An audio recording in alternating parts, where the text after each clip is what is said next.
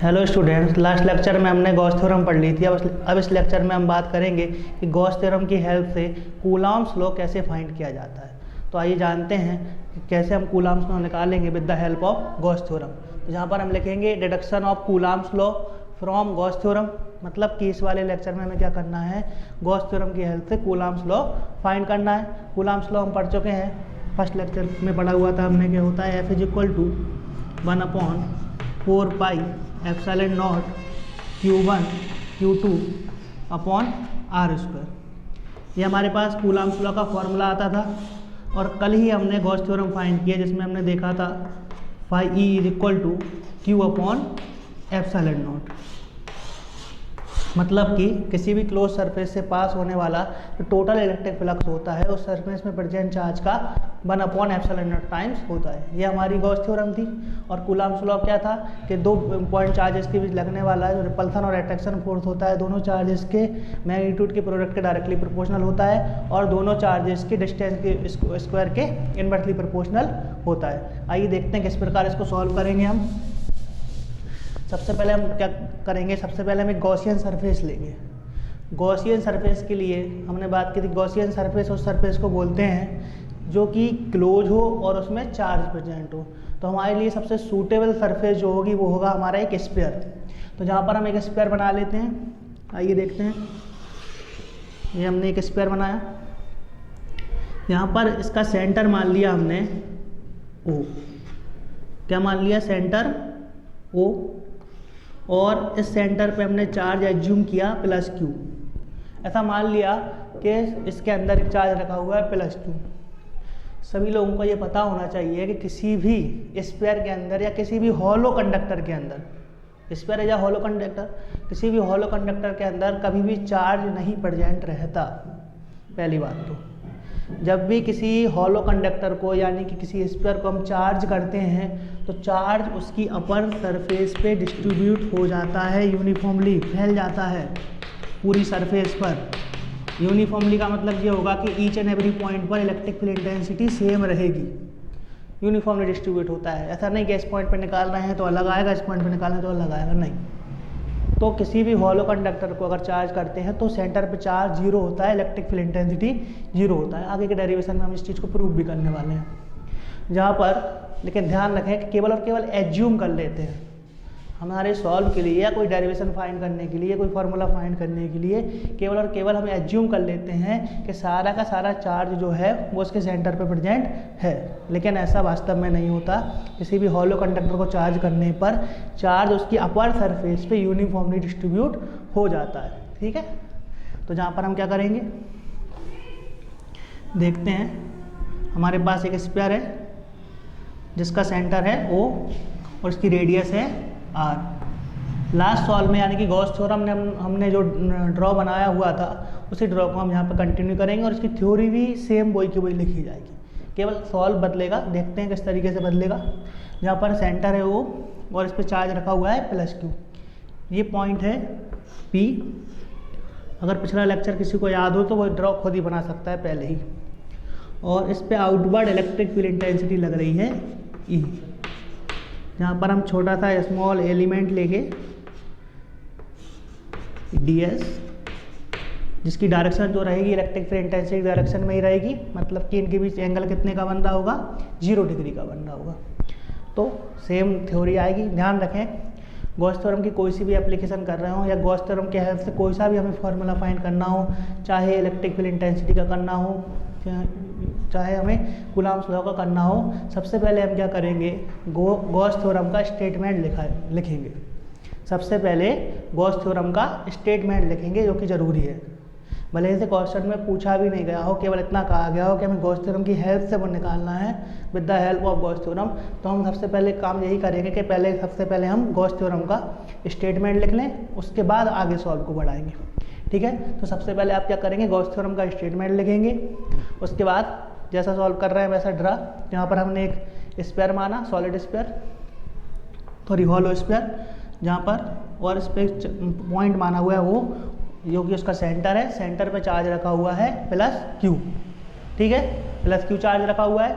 अब इसके सेंटर से R डिस्टेंस पर कितने डिस्टेंस पर, r डिस्टेंस पर एक पॉइंट माना हुआ है, यानी कि जितनी इसकी रेडियस है p, इस पॉइंट p पर इलेक्ट्रिक फील्ड इंटेंसिटी लग रही है आउटवर्ड E, और यहीं पे हमने स्मॉल एलिमेंट यानी कि हमारा एरिया वेक्टर जो है वो लिया ds, जो भी आउटवर्ड लगेगा उसकी डायरेक्शन भी जो रहेगी सरफेस के परपेंडिकुलर लेकिन इलेक्ट्रिक फील्ड इंटेंसिटी के पैरेलल होगी, और ये आपस में कितने का एंगल क्रिएट करेंगे, 0 डिग्री का एंगल क्रिएट करेंगे। इतना समझ पा रहे हैं? इतना हमने लास्ट लेक्चर में ही देख लिया था। अब हम आगे बढ़ते हैं, हम देखेंगे टोटल इलेक्ट्रिक फ्लक्स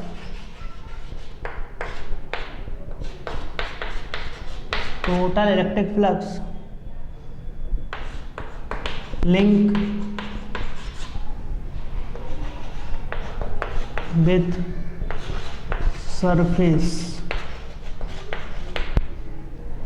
सरफेस से लिंक टोटल इलेक्ट्रिक फ्लक्स। यहाँ पर हम फ्लक्स का फॉर्मूला लिखेंगे, क्या था सबको पता होना चाहिए, phi E is equal to whole integration या surface integral of electric field यानी कि E vector dot d s vector आएगा। इसी को आगे हम सब सॉल्व करें तो हम इसको ऐसा लिख पाएंगे, phi E is equal to surface integral of electric field e d s cos theta whole integration of e d s cos theta, और जहाँ पर हमारे पास थीटा कितना बन रहा है, थीटा बन रहा है 0 डिग्री बन रहा है। यहाँ पर हम देख पा रहे हैं ड्रॉ में कि इलेक्ट्रिक फील्ड और हमारा जो एरिया वेक्टर है उसकी डायरेक्शन क्या है, सेम है। जब दो वेक्टर सेम डायरेक्शन में होते हैं तो आपस में 0 डिग्री का एंगल क्रिएट कर रहे होते हैं, सभी लोग जानते हैं। अब यहाँ पर हम बात कर रहे हैं phi E is equal to integration of e d s cos theta. Theta की वैल्यू कितनी रखी जाएगी यहाँ पर, बोलिए, phi E is equal to e d s cos theta की जगह पर रखा जाएगा 0। यहाँ पर हमने एक सरफेस ली, सरफेस के फॉर्म में हमने एक स्फीयर लिया, हॉलो स्फीयर, इसके सेंटर पे हमने एक चार्ज माना +q, उस चार्ज के वजह से पॉइंट p पर इलेक्ट्रिक फील्ड इंटेंसिटी लग रही है आउटवर्ड E, और उसी डायरेक्शन में लग रहा है एरिया वेक्टर ds। तो आपस में दोनों कितने का एंगल बना रहे हैं, 0 डिग्री का एंगल बना रहे हैं, इसलिए हमने यहाँ पर cos 0 रखा हुआ है। अब हम देखेंगे कि इस चार्ज जो रखा हुआ है +q चार्ज, इसके वजह से सरफेस से लिंक टोटल फ्लक्स कितना होगा, या इससे पास होने वाला टोटल फ्लक्स कितना होगा। तो हमने देखा यहाँ पर फॉर्मूला होता है हमारे पास, पढ़ चुके हैं पहले ही हम इसको, phi E is equal to e d s e vector dot d s vector.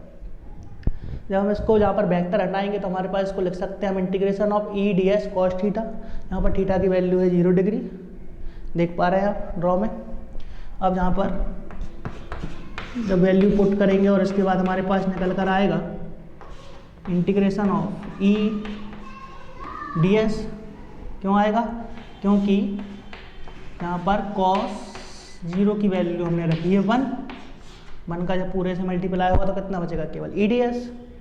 अब इसको हम इस प्रकार लिख पाएंगे, देखते चलिए, phi E is equal to, E को हम बाहर निकालेंगे, अंदर क्या बचेगा, integration of d s. Small element का अगर हम इंटीग्रेशन करेंगे तो पूरे सरफेस का एरिया आ जाएगा, यानी कि सरफेस एरिया आ जाएगा। सरफेस एरिया ऑफ स्फीयर क्या होता है बताइए, ds का इंटीग्रेशन ऐसा आएगा, ऐसे यानी सरफेस एरिया ऑफ स्फीयर कितना होता है, 4 पाई r स्क्वायर होगा। तो जहाँ पर ds की जगह पर हम क्या रख देंगे, या इंटीग्रेशन ऑफ ds की जगह पर क्या रख देंगे, 4 पाई r स्क्वायर।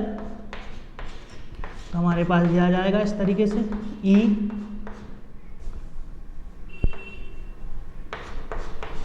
इंटू 4 पाई r स्क्वायर, इसको हम देंगे इक्वेशन फर्स्ट। इतना हम पिछले वाले डेरिवेशन में भी कर चुके हैं।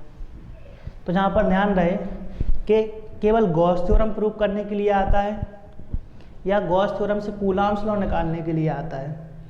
तो जहाँ पर उसका ड्रॉ सेम बनता है उसकी थ्योरी भी सेम लिखी जाएगी, और ये वाला इतना सॉल्व हमने करा हुआ है, ये सॉल्व भी सेम होता है, लेकिन इसके आगे से चेंज हो जाएगा, क्योंकि पिछले लेक्चर में हमने गॉस थ्योरम को फाइंड किया था। जहाँ पर हम गॉस थ्योरम फाइंड कर चुके हैं, अब गॉस थ्योरम से हम कूलॉम्स लॉ निकाल रहे हैं, ठीक है। इसलिए आप पहले इतना नोट करें, इसके बाद हम आगे बढ़ते हैं। फर्स्ट हमारे पास आई हुई है phi E is equal to 4 pi r e into 4 pi r square.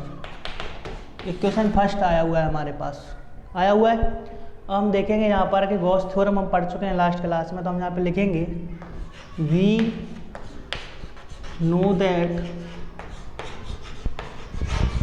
Bye Gauss theorem, we know that by Gauss theorem. क्या निकल कर आई थी गॉस थ्योरम कि किसी भी क्लोज सरफेस से लिंक टोटल इलेक्ट्रिक फ्लक्स जो होगा वो उस सरफेस में पड़ जाए चार्ज का 1/ε0 टाइम होता है।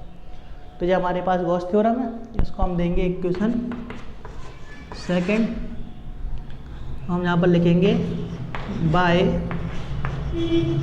इक्वेशन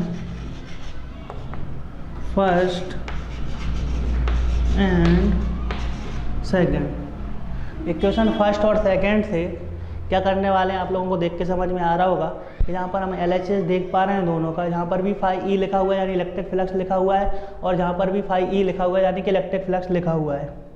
जब LHS बराबर है तो हम RHS को भी आपस में बराबर रख सकते हैं, या फिर हम इसको ऐसा कहें कि इस फ्लक्स की जगह पे इस इक्वेशन फर्स्ट में इक्वेशन सेकंड से फाई ई की वैल्यू हम रख रहे हैं।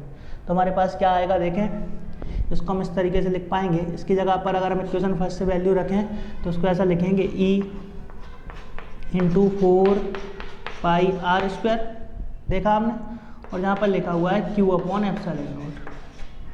दोनों का LHS सेम था तो RHS भी सेम रख दिया, या ये कहें कि हमने इक्वेशन फर्स्ट से इक्वेशन सेकंड में फाई ई की वैल्यू रख दी। दोनों बातें एक ही है, अलग नहीं है ना। अब यहाँ पर हम ई की वैल्यू फाइंड करेंगे, देखते हैं। तो ई इज इक्वल टू कितना आ जाएगा हमारे पास, ये 4 पाई आर स्क्वायर अपॉन में चला जाएगा। तो यहाँ पर हमारे पास कितना आ जाएगा देखें, ये लिखा हुआ है Q और ये लिखा हुआ है अपॉन में ε0, तो इसको लिख पाएंगे हम 1/4 पाई। ये 4 पाई अपॉन में गया तो इधर बन के अपॉन में क्या लाएगा, तो 1/4 पाई, और साथ में लिखा हुआ है ε0, तो ये पूरा का पूरा अपना एक कांस्टेंट आ गया 1/4 पाई ε0, और साथ में है Q और अपॉन में आ जाएगा आर स्क्वायर। ये हमने इसको अरेंज करके लिख लिया और ये हमारे पास बन गया इलेक्ट्रिक फील्ड इंटेंसिटी का फॉर्मूला। ये निकल कर आता है हमारे पास electric field intensity due to point charge. निकाल चुके हैं पहले, नहीं समझ पा रहे हैं देख लो। जहाँ पर हमारे पास इक्वेशन फर्स्ट और सेकंड से हमने आपस में इक्वल रखा, तो E into 4 pi r square लिखा हुआ है, तो E को हमने यहीं छोड़ा, 4 पाई आर स्क्वायर को इसके अपॉन में ले गए, तो ये 4 पाई आर स्क्वायर अपॉन में ही, और पहले से ε0 है ही, तो अरेंज करके लिख लिया। तो हमारे पास ये क्या आ गया 1/4 पाई ε0 Q/r स्क्वायर। अब न्यूमेरिकल अगर सॉल्व कर रहे हैं तो इतने पूरी की जगह पर 9 × 10⁹ पूरा न्यूमेरिकल वैल्यू रख सकते हैं इसका अपन, है ना। तो ये था हमारा electric field intensity due to point charge, और इसकी यूनिट होगी न्यूटन पर कूलम। अगर क्वेश्चन में इतना ही पूछता है कि गॉस थ्योरम की हेल्प से इलेक्ट्रिक फील्ड इंटेंसिटी का फॉर्मूला फाइंड कीजिए ड्यू टू पॉइंट चार्ज, तो हम केवल इतना ही सॉल्व करेंगे। क्वेश्चन आता है try one expression for electric field intensity due to point charge from Gauss theorem या बाय गॉस थ्योरम या with the help of Gauss theorem. तो जहाँ पर इलेक्ट्रिक फील्ड इंटेंसिटी का फॉर्मूला जो हमने निकाला हुआ है गॉस थ्योरम की हेल्प से निकाला हुआ है। अब यहाँ पे ध्यान दें, लास्ट जो हमने सॉल्व करा यानी कि गॉस थ्योरम जो फाइंड की है जस्ट इसकी अपोजिट की थी। पहले इसका फॉर्मूला लिखा था, उसके बाद फिर हमने फ्लक्स का फॉर्मूला लगाया हुआ था। अब यहाँ पर हमने फ्लक्स का फॉर्मूला लगाया है और फिर गॉस थ्योरम लगाई है, तो हमारे पास इलेक्ट्रिक फील्ड इंटेंसिटी का फॉर्मूला निकल कर आया है। तो क्वेश्चन में कंफ्यूज नहीं होना है, जैसा पूछ रहा है वैसा हम करेंगे और बहुत सिंपल सॉल्व है। अब ये तो हमें फाइंड करना नहीं था, क्वेश्चन में हमसे कह रहा था deduction of Coulomb's law from Gauss theorem. हमें कूलॉम्स लॉ निकालना है with the help of Gauss theorem, और आया क्या है हमारे पास इलेक्ट्रिक फील्ड इंटेंसिटी। जब कूलॉम्स लॉ निकालना है, इलेक्ट्रिक फील्ड इंटेंसिटी आई तो परेशान होने वाली बात ही नहीं है। आगे सॉल्व करेंगे, आंसर आएगा हमारे पास। देखें यहाँ पर हम लिखेंगे लेट या suppose Q0 charge placed at point P। अभी हमने जो ड्रॉ बनाया हुआ था, यहाँ पर हमने देखा था ड्रॉ में कि हमारे पास एक स्फीयर था, यहाँ प्लस क्यू चार्ज है और ये सेंटर ऊपर और ये पॉइंट पी है। यहाँ पर मान रहे हैं हम कि यहाँ पर हमने क्यू नॉट चार्ज रखा हुआ है। तो ये दो चार्जेस का सिस्टम हो गया। जो दो चार्जेस को पास पास रखते हैं, किसी डेफिनेट डिस्टेंस पर रखते हैं, तो उनमें इलेक्ट्रोस्टैटिक फोर्स लगता है, जिसको हम क्या कहते हैं, कूलाम फोर्स। अब इस चार्ज के कारण जो इलेक्ट्रिक फील्ड जनरेट हो रही है, वहाँ पे हमने एक टेस्ट चार्ज या यूनिट पॉजिटिव चार्ज रखा हुआ है क्यू नॉट, उस पर लगेगा फोर्स। कौन सा फोर्स? Electrostatic force. तो यहाँ पर हम इसको कैसा लिख पाएंगे, देखो, then E is equal to, हमारे पास फॉर्मूला होता था F अपॉन क्यू नॉट होता था।